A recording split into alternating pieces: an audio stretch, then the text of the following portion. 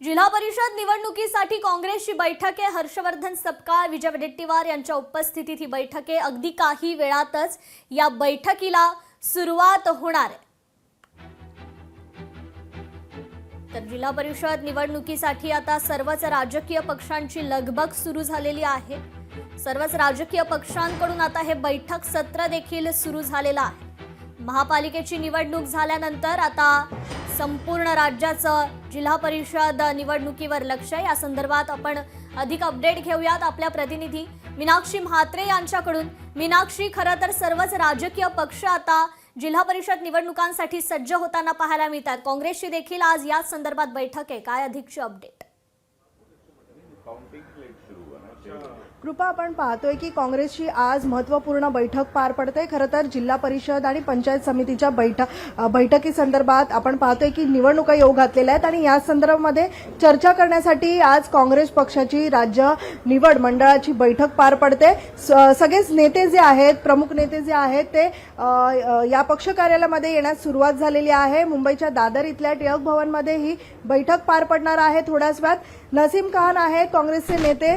Sir, आज महत्त्वपूर्ण बैठक बोलवण्यात आलेली आहे। खरं तर जिल्हा परिषद आणि पंचायत समितीच्या निवडणुका लागलेल्या आहेत आणि याच पार्श्वभूमीवरती ही बैठक होते। काय एकंदरीतच चर्चा होण्याची शक्यता वर्तवण्यात येत आहे? नाही, जिल्हा परिषद आणि पंचायत समितीच्या निवडणुकाबद्दल उमेदवार ठरवण्याच्या निवड मंडळाची बैठक आहे आणि पुढच्या ह्या निवडणुकामध्ये सुद्धा चांगल्या प्रकारच्या प्रदर्शन व्हावा, पक्षाचे जास्तीत जास्त उमेदवार निवडून यावे म्हणून आज प्रदेश काँग्रेसतर्फे ही निवड मंडळ आणि कोर कमिटीची बैठक घेण्यात आलेली आहे।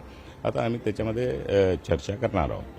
निश्चितच सध्या महानगरपालिकेच्या निवडणुका झालेल्या आहेत। काँग्रेसला 24 जागा ज्या आहेत त्या मिळालेल्या आहेत। एकतर वंचित सोबत जो फॉर्म्युला ठरला होता तो फोल ठरला असल्याचं म्हटलं जात आहे। खरं तर काँग्रेसनी स्वबळाचा नारा मुंबईत दिला होता आणि त्यानंतर ह्या सगळ्या जागा आलेल्या आहेत। सध्या तुमच्या देखील मुलाचा विजयी झालेला आमिर खान हे देखील निवडून आलेले आहेत। हे सगळे चित्र पाहता काय नेमकं आता पुढच्या निवडणुकांसाठी रणनीती असेल? नाही, आमच्या पक्षाच्या प्लॅटफॉर्मवर निश्चितपणे आता निवडणुका संपलेला आहे मुंबईचा, महानगरपालिकेचा।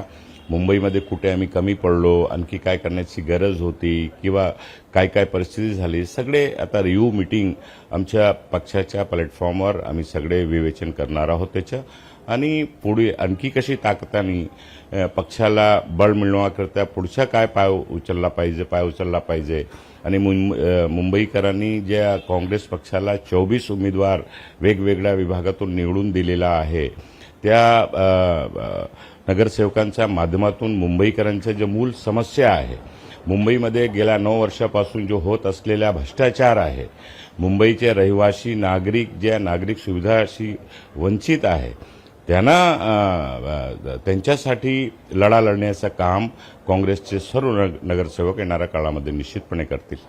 काल तर खऱ्या अर्थाने कालपासून एकच चर्चा आहे, ती म्हणजे ज्या मुंबईच्या अध्यक्ष आहेत वर्षा गायकवाड यांच्या विरोधात भाई जगतापांनी वक्तव्य केलेलं आहे की त्यांच्या राजीनाम्याची त्यांनी मागणी केलेली आहे।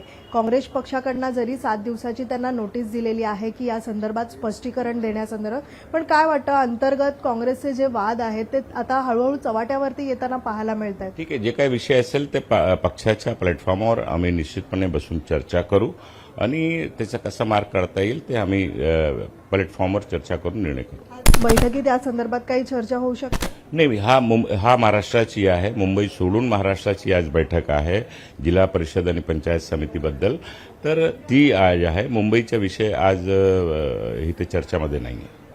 खूप खूप धन्यवाद। तर निश्चितच आपण पाहतोय की थोड्याच वेळामध्ये काँग्रेसच्या टिळक भवन या पक्ष कार्यालयामध्ये काँग्रेसची ही बैठक पार पडणार आहे। राज्य निवड मंडळाची ही बैठक होते आणि येऊ घातलेल्या ज्या जिल्हा परिषद आहेत, पंचायत समितीच्या ज्या निवडणुका लागलेल्या आहेत याच पार्श्वभूमीवरती आजच्या बैठकीमध्ये चर्चा होणार असल्याची माहिती मिळत आहे। कृपा, निश्चितच मीनाक्षी, धन्यवाद आपण दिलेल्या या अपडेट संदर्भात। लोकशाही मराठी ऐका, पहा, जागरूक रहा।